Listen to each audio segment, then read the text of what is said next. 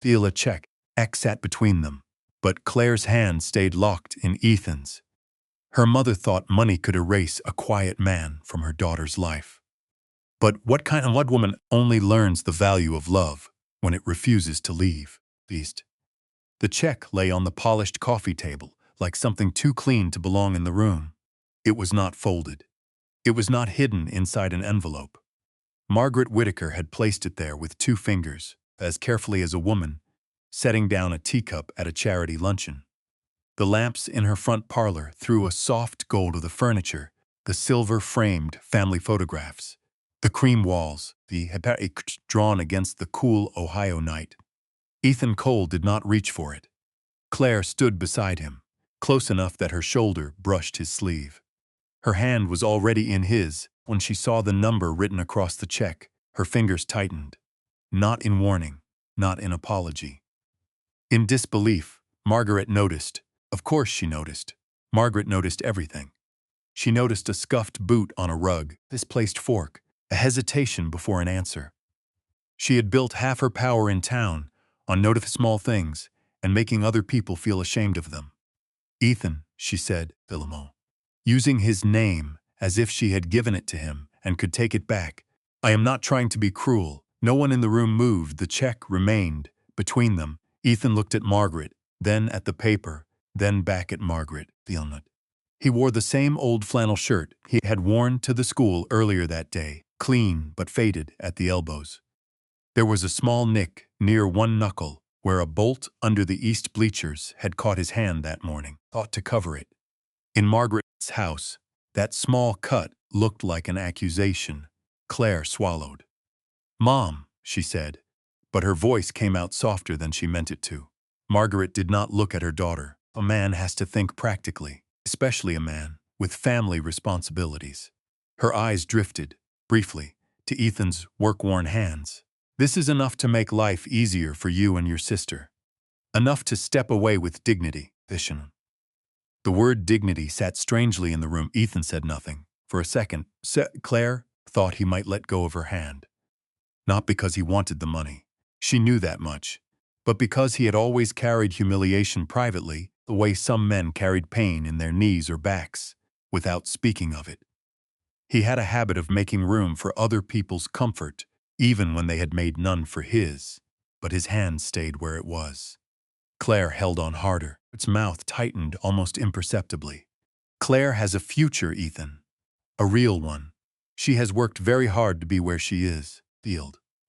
I won't watch her throw it away because she feels sorry for someone who fixes bleachers for a living. Claire flinched as if the sentence had touched her skin. Ethan's face did not change. It was the thing about him that unsettled people who tried to embarrass him. He did not rush to defend himself. He did not offer a long explanation, or an angry speech, or a wounded look. He only became stiller. At last, he looked down at the check again. Then he turned his hand slightly, not letting go of Claire's, and said very quietly, Mrs. Whittaker, if you believe this is what I'm worth, Mike, there isn't much I can say tonight that would change your mind. Margaret's eyes sharpened. Ethan gave the check one final glance. But one day, you may want to remember what you tried to buy. He did not touch the paper. It was what Claire would remember later. Not the number. Not her mother's face. Not even the coldness in the room. She would remember that Ethan never touched the check, as if taking it in his hand would have given it more power than it deserved. Then, the room fell silent again.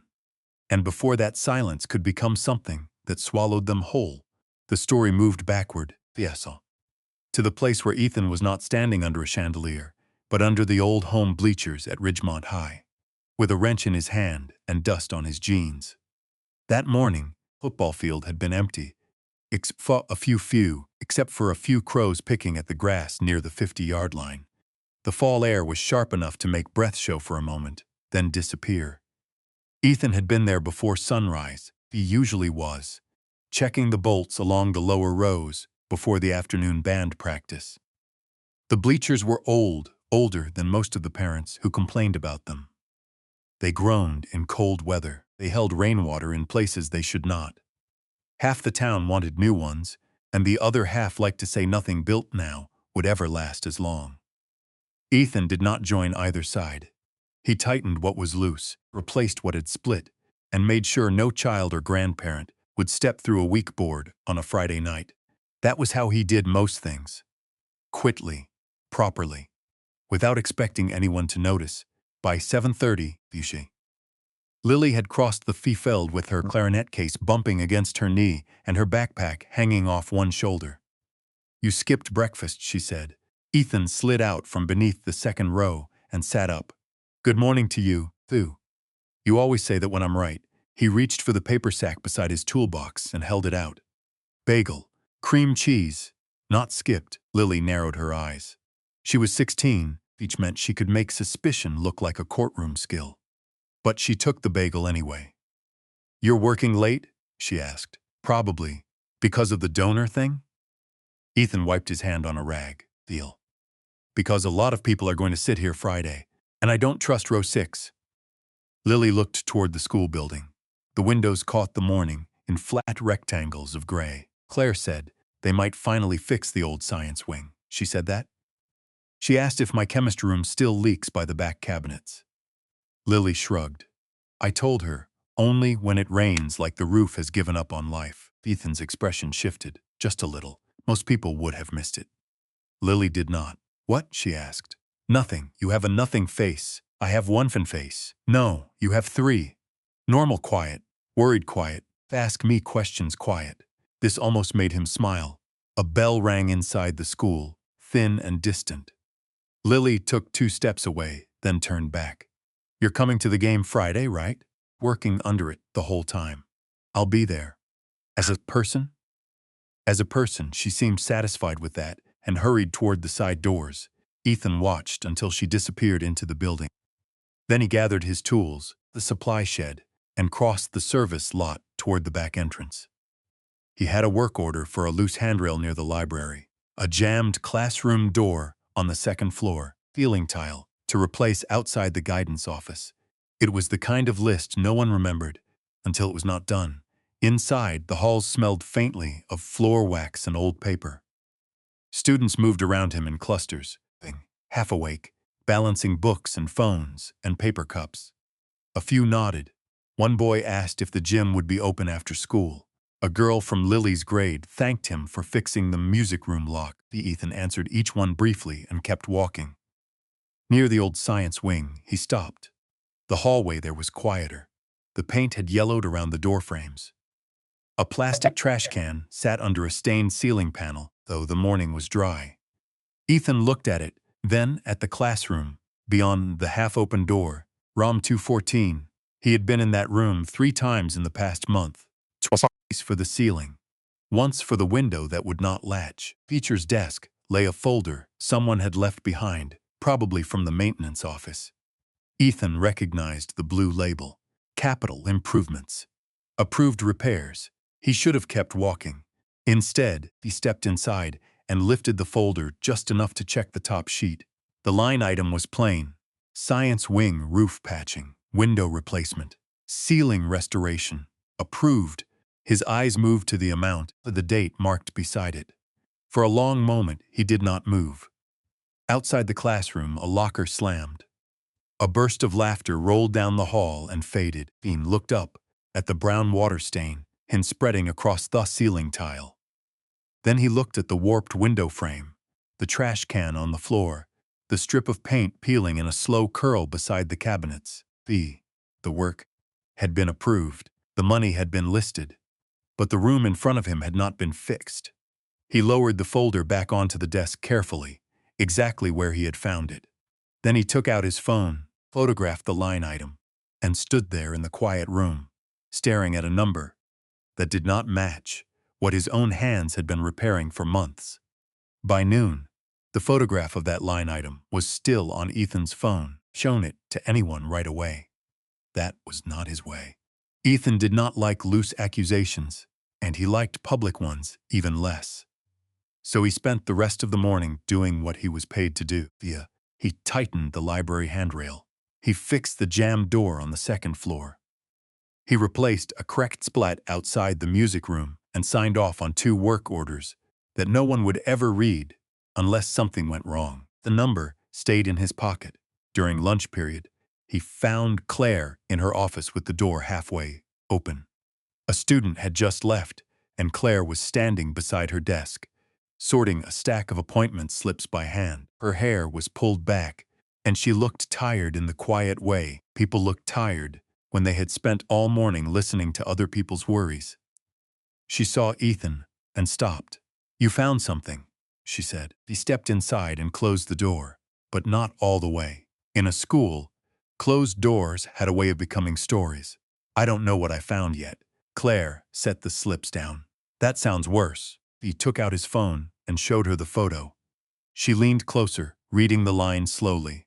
Science wing roof patching, window replacement, ceiling restoration. Approved. For a moment, her face did not change. Then she looked past him toward the hallway, as if she could see through the walls to the old science rooms beyond. "That can't be right," she said. "It's what the paper says. Maybe the work was scheduled and delayed. Maybe." Press the word. He let it sit. Claire took the phone from him and enlarged the image with 2 fingers. Ethan watched her eyes move across the amount, the approval note, the initials at the bottom. He had grown up around committees, donors, framed plaques, polite dinners, where people called money, support, and influence service. She understood the language better than he did. That was why he had come to her. Still, he handed the phone back. She looked almost relieved to have a reasonable answer available. "These projects get bundled," she said. "Sometimes money is approved one year and spent the next. Or moved around, defending it. I just mean there are boring explanations for things like this." "I know. You don't sound like you believe that." "I believe boring explanations happen." He put the phone away. "I also believe room 214 still has a trash can under the ceiling." That made her look down. He wished he had not said it so plainly.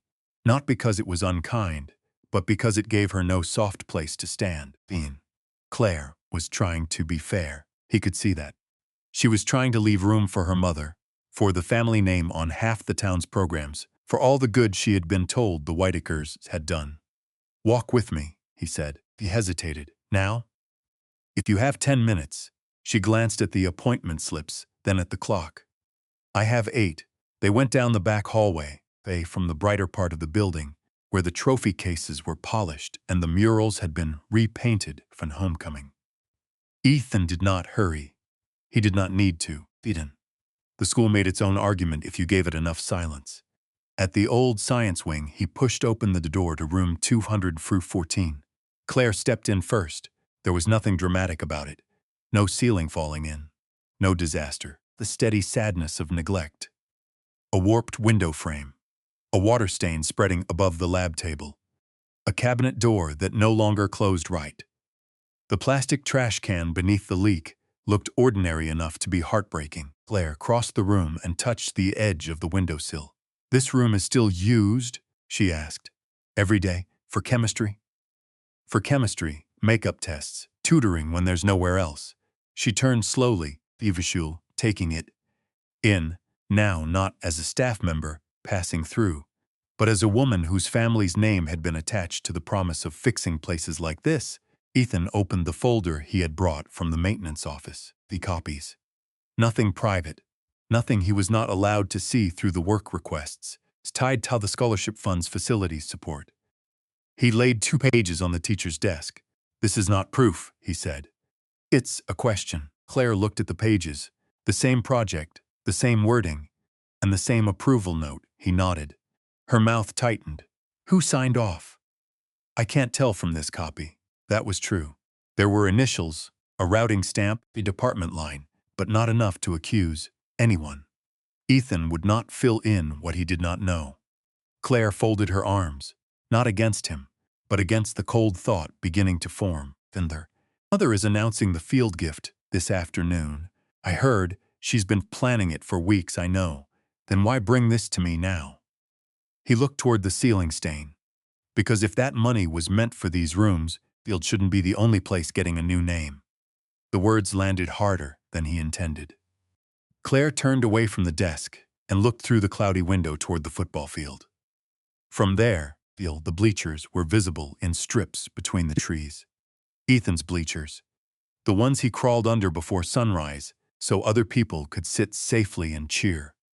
For the first time, she did not try to explain the paperwork away. Later that afternoon, the school lawn, filled with people who knew how to smile for photographs. Folding chairs faced a small podium near the field. Parents came in work clothes and church jackets. Teachers stood in clusters with paper cups. Students drifted along the fence, curious because anything with a microphone felt more important than class. At the edge of the field, a covered sign waited on two wooden posts. Ethan stood near the maintenance cart with a coil of extension cord in one hand. He had been asked to make sure the sound system stayed powered and the temporary lights did not trip the breaker. Asked him to stand with the donors. No one asked him to sit in the chairs. That was fine. He had work to do. Lily passed by with her clarinet case and slowed when she saw him. "You look like row 6 lost," she said. "6 is fine. Then why do you look like that?" He glanced toward the covered sign. "Go with the band." She followed his eyes. "Is this the Whitaker thing?" "Go with the band, Lil." She did, but she looked back once. Claire stood near the podium beside her mother. Margaret wore a pale coat and the kind of composed smile that made people straighten their backs before speaking to her. When she placed a hand lightly at Claire's elbow, it looked affectionate from a distance. Up close, Claire knew it was direction. The principal thanked the Whitaker family for their generosity. A board member spoke about tradition. Someone mentioned opportunity, pride, future of Ridgemont High. People clapped in the right places. Then Margaret stepped to the microphone. She spoke softly, and the crowd grew quieter to meet her. That was one of her gifts. She never had to raise her voice to command a room.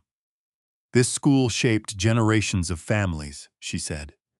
"Ours included. It is our privilege to give back in a way that will be seen and used for years to come." Claire looked at the covered sign.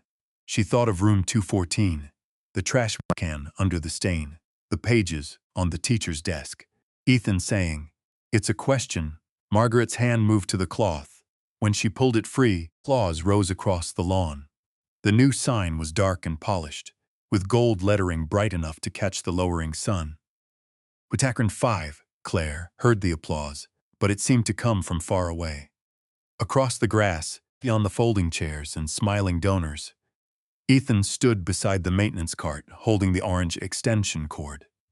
He was not angry. He was not pleading. He simply stood where the town had placed him, infidel, at the edge of the celebration, keeping the lights on for a name that was not his. And for the first time, Claire felt the full weight of what that meant. The applause on the field had not left Claire's ears by the next morning, followed her into the quiet places. Into her office when she unlocked the door. Into the hallway when she passed room 214 and saw the trash can still beneath the ceiling stain. Into the moment she found Ethan outside near the maintenance shed, coiling the same orange extension cord he had held during the ceremony. He did not ask whether she was all right. It was one of the reasons she could stand beside him. Ethan rarely asked questions that forced people to perform an answer. "I know someone who may remember the repairs," he said. Claire looked toward the school building. "Someone in the district?" "No." He looped the cord once more and set it on the cart. Harold Pike, the name made her pause.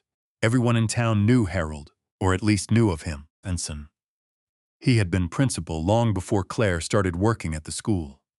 He lived now in a small house near the edge of town, behind a fence that needed painting, and a mailbox that leaned in every season. He retired before most of this, Claire said. Not before all of it. She understood then that Ethan had been carrying more than suspicion. Not proof yet, but a trail. A thin one, the kind that could disappear if handled too roughly. By late morning, they were standing on Harold's porch. The old man opened the door, with one hand on his cane, and the other braced against the frame. His eyes went first to Ethan, then to Claire, and something in his face closed before he had said a word. "I wondered when you'd come," Harold said. Ethan's jaw tightened slightly. "Then you know why I'm here, dear Risenwald." Harold did invite them in right away. He looked past them at the empty street, as if even now he was checking who might see. Then he stepped back. The front room smelled faintly of old books and coffee. A small desk sat under the window, crowded with envelopes, school photographs, and a lamp with a yellowed shade. Beside the desk was a worn leather briefcase, the kind a man carried for half a lifetime and never quite replaced. Claire saw Ethan notice it. Harold saw him notice it, too. Nobody wants old paper until they need it, Harold said. Ethan remained standing. I'm not here to make trouble for you. Harold gave a tired laugh without humor. Trouble came years ago. I just let it sit down. Claire felt the sentence settle over the room. She had come wanting a boring explanation, a misplaced file, a delayed project, some ordinary piece of school bureaucracy that would let her breathe again. But Harold's hands were already trembling as he reached for the briefcase, and that small tremor made the room feel colder than any accusation could have. He set the case on the desk, but did not open it. The science wing had money approved, Ethan said. More than once. Harold's eyes lowered, and it never reached the rooms, Ethan continued. The old man rubbed his thumb along the brass latch. Some of it did. Enough to make it look like work had begun. Enough for pictures. Enough for people to say the district was moving forward. Claire's throat tightened. Who stopped the rest? Harold did not look at her. That was answer enough, and not enough. He opened the briefcase. Inside were folders held together with rubber bands, old meeting notes, copies of letters, printed budget pages marked in blue ink. Harold lifted one packet and placed it in front of Ethan. Not dramatically. Not like a man saving the day. More like a man finally returning something he should never have kept hidden. These are copies, he said. I kept them because your father asked questions no one else wanted asked.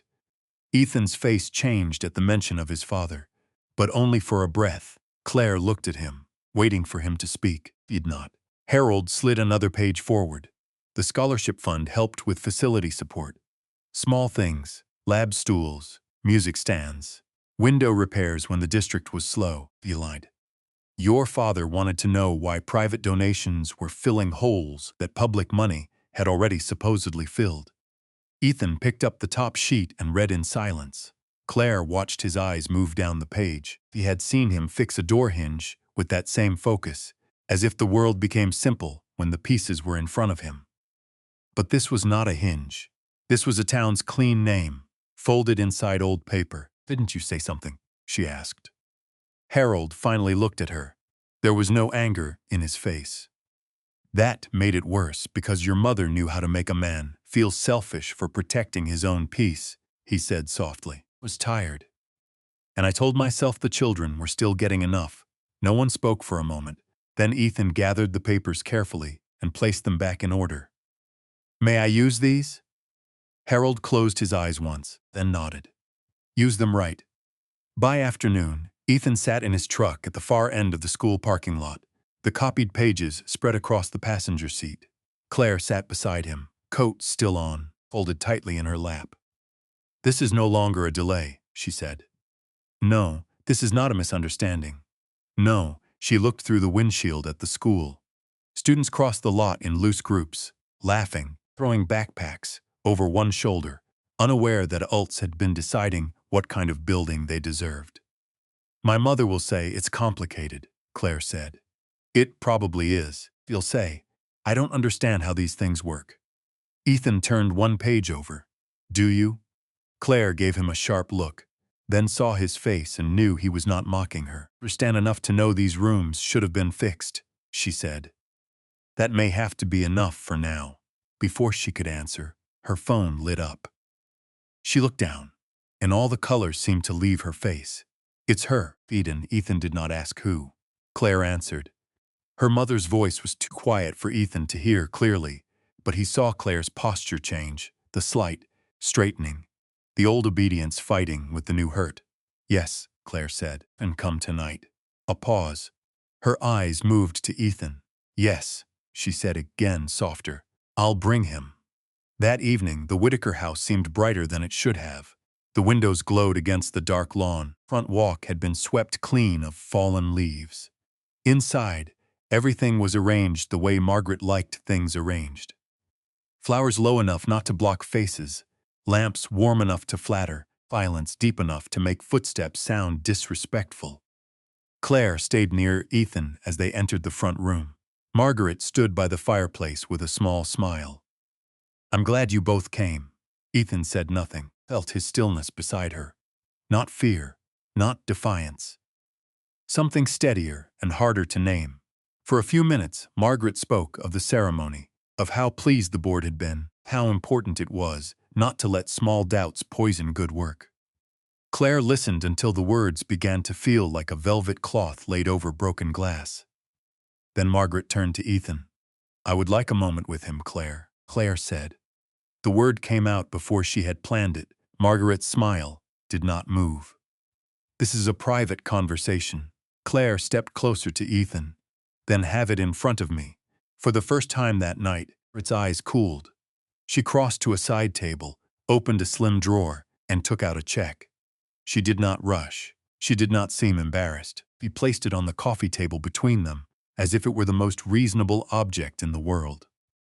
"Ethan," she said, "you have responsibilities, so do I."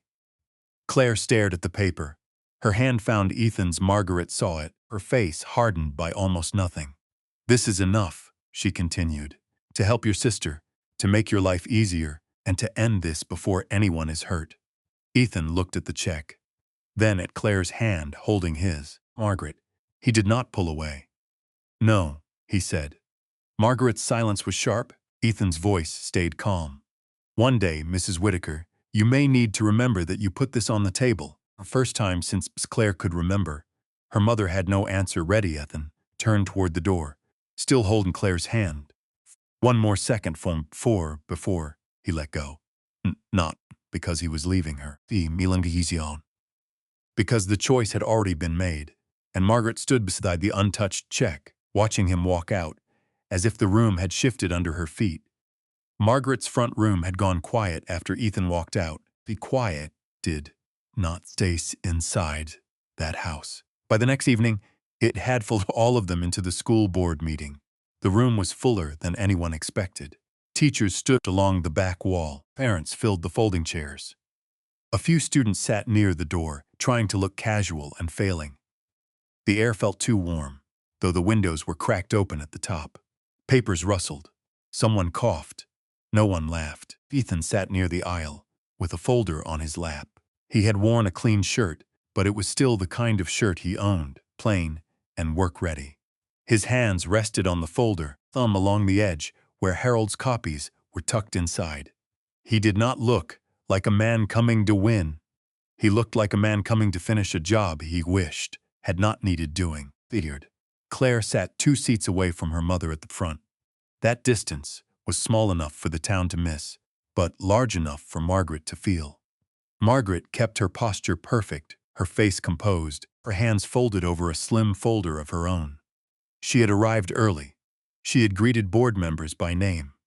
She had spoken softly to the principal, smiled at 2 parents, accepted every nervous glance as if nothing had changed.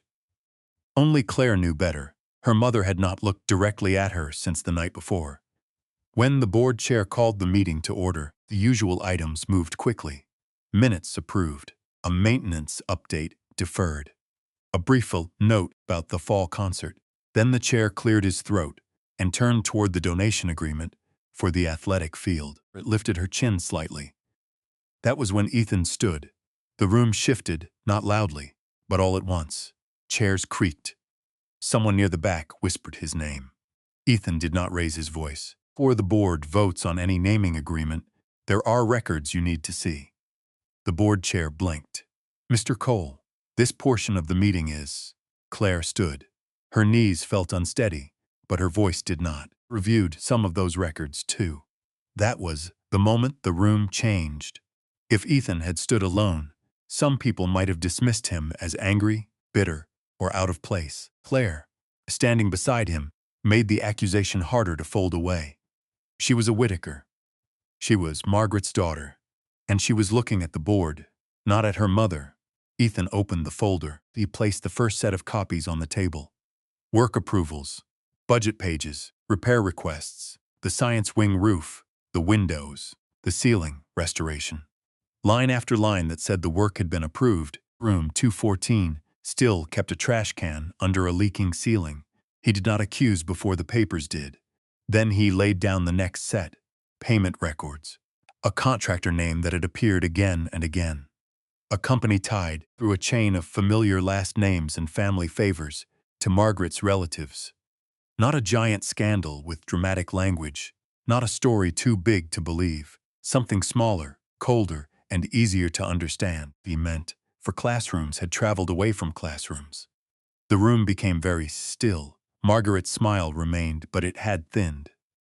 "This is an unfortunate misunderstanding," she said. "School funding is complicated. Restricted gifts, district funds, deferred maintenance. People outside these processes often misread them." Her eyes moved to Ethan on the word outside. He accepted the insult without showing it, a step forward before he could answer. "I thought that too." Margaret looked at her then. Claire held one of the copies in both hands. "I wanted it to be delayed work. I wanted it to be paperwork, the alarms. I checked the dates. I spoke with staff who submitted the requests. The money was marked for repairs that were not done." A murmur went through the room. Margaret's voice stayed smooth. "Claire, family is pairs. This is not the place to family confusion.